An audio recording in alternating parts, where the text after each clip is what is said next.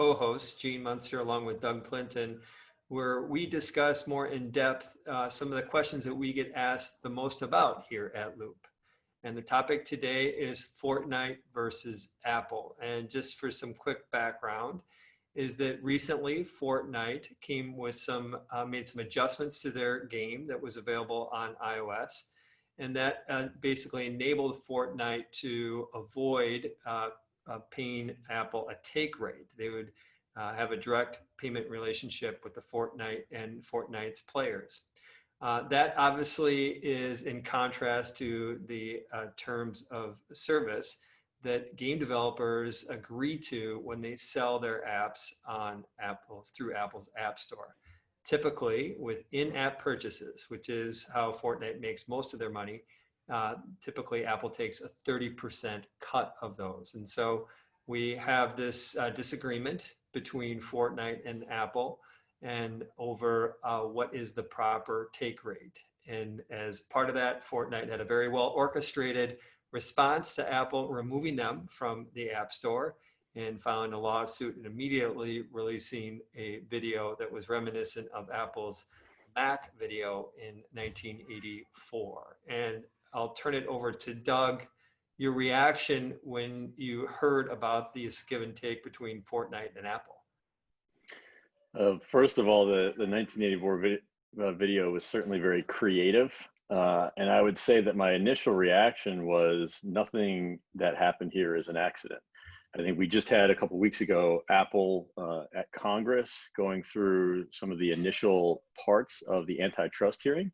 And now we have one of the biggest publishers on the App Store, Epic Games, talking about the unfairness of the policies in the App Store. And so I think that, the timing is certainly not an accident. And I think what Epic is really trying to do, and they've been really pushing the envelope, I think, frequently with these sort of App Store take rates across the board, not just with Apple.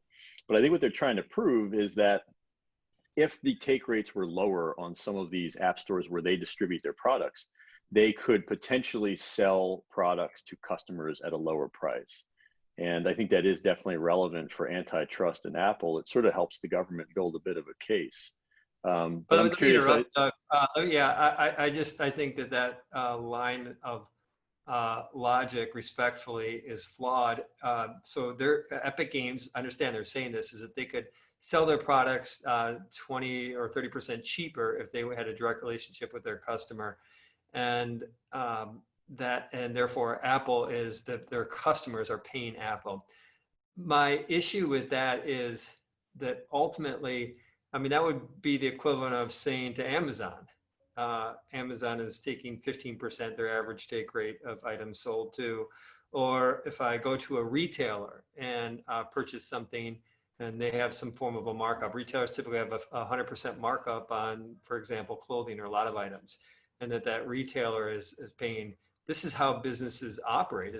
Aren't they, a question back to you, aren't they, isn't Apple have some sort of an obligation or a right to this take rate just because they're curating the content, they're doing the payments, they're also creating a marketplace that is respected.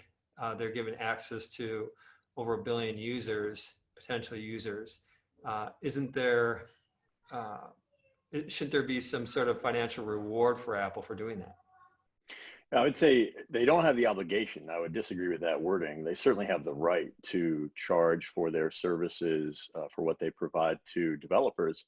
And I think in a traditional, evenly sided negotiation, a developer could push back and say, I think 30% is too much. And I would say with your Amazon example, 15% is their average take rate. Imagine if Amazon's average take rate increased to 30%, who do you think would bear the cost of that, the consumer or the supplier? I'd put my money on the consumer paying higher prices in that case. And so I think what Epic is just saying is that, look, create a marketplace where instead of having extremely high margins at the App Store, their App Store margins, I would have to imagine net margins are probably in the 80 to 90% range. It's a very high margin business. Instead of having net margins at that level, maybe you could have a fairer net margin structure. Maybe it's 50% net margin. Maybe we cut the take rate in half. And hopefully the developer can keep a little bit more money, and then hopefully the consumer can pay a little bit less money. And that does come out of Apple's pocket. Does But the consumer have an issue about the price of Fortnite and some of the in-app purchases? And I guess said another way is that should we as a society have some sort of upper limits about what a proper operating margin should be? that's certainly the discussion right now in Congress, and I think that's one of the key issues with a lot of these tech companies is we look at how much power they have. Power equates to profitability, I think, in many ways. And should there be an upper limit? I don't think there should be any upper limit, but there should be the ability to challenge that upper limit. And if I think about Epic, if I were them, I would try to make the case that if you are purchasing in-app items on the PC, if you play Fortnite on a PC instead of on your iPhone, maybe the pricing there ends up looking different than what it looks like on the App Store to demonstrate the fact that they are willing to charge their customers one rate where they don't have a take rate they have to pay, and another rate where they do have to make up for that 30% margin.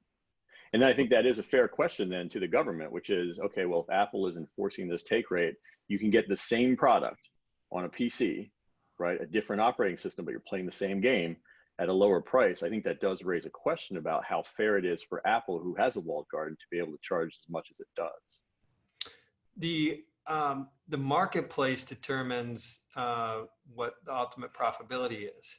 And so my sense is this is not should not be an area where government should traffic and somehow legislate what is a proper operating margin. At the end of the day, Epic it has felt that they generate a lot of revenue from the App Store. And ultimately, I think that that is a net positive for Epic. I think it's a positive for Apple.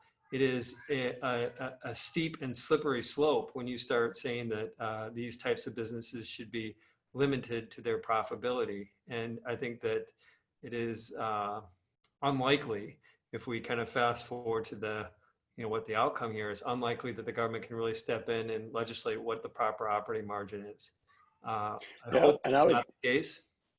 yeah, I would say too, I don't, to me, it's not about the government legislating the operating margin. Remember, antitrust is about the consumer, right? And it's about building a case that the consumer is not being charged fairly for what they are getting. And so think back to Standard Oil. The issue was that oil prices were more or less fixed by the oil companies, by Standard Oil, because they had such a monopoly on the supply of oil and the distribution of it. And I think the same question is valid here, and that's really what the government needs to probe into. It's not just about the operating margin. I think you can look at the operating margin and say, well, they're certainly making a lot of money here, and even if we force them to change the way they operate, they can still make a lot of money. I think it's about, is the consumer paying more money for a product because it's on Apple's walled garden than they may have to otherwise in other places? That, to me, is the bigger question. But just the simple price is that is not the sole determinant about value. Is that there's also other values that consumers are getting by purchasing things through the App Store, whether it's the security, whether it's the payments piece of it, whether it's having the content reviewed so you don't have controversial content on there. I think there is a price. This is different than oil. Oil is a commodity. Goes into your formerly internal combustion cars. Hopefully they won't be around very long. But, so are virtual goods in Fortnite. They are also commodities, by the way. But what is not a commodity is the ability to maintain that, to ability to do the payment processing and to curate that, and access on top of that, access a billion plus users. That's not a commodity. I think that there's value in that. There's value that many game developers see. And I want to quickly put it in the context is Apple makes, we estimate, about $100 million per year from Epic Games. Apple's close to a $300 billion revenue company. The overall gaming in-app purchases is probably somewhere between 2 or 3 billion per year for Apple. And so this is definitely a big customer for Apple. But ultimately, I think that this is something that is going to be the lines. Is this ultimately just a straight commodity, or is there real value that Apple is adding to it? So we'll end on this question. Do you think Apple is really adding value here that justifies its current take rate? I think that the government, I'll change the question slightly. I think the government will ultimately rule within the next several years that the App Store will need to change some of its policies to make it a little fairer for all of the companies that compete on it. I think about Amazon and some of the special terms that they have around distributing content, digital content through their platform, where payment mechanisms are already engaged with Amazon and other places. So I do think there's some issues around fairness. Do I think Apple should be able to charge for the service? Absolutely. I think they are creating value for the consumer through safety, all the things that you said. But I do think it's still fair to question, is that price that they're charging the consumer a fair price? My view, and we should have mentioned this earlier too, this is not just an Apple topic. Apple generally charges the exact same as other major platforms on these take rates, even though Apple ends up being, because just their sheer size, end up being one of the bigger targets within this. My sense is that they are entitled to this, that the marketplace is supporting these kind of levels, and that it's not the government's role to step into this.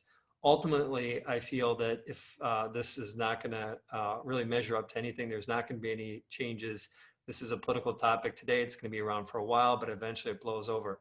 If I'm wrong, there's going to be some changes to the App Store that could have a negative impact of 1 to 2% to Apple's overall revenue. I hope I'm not wrong. I'm going to end there. And thank you everyone for joining us from Loop TV. I'm Gene Munster, and on behalf of Doug Clinton, bye for now.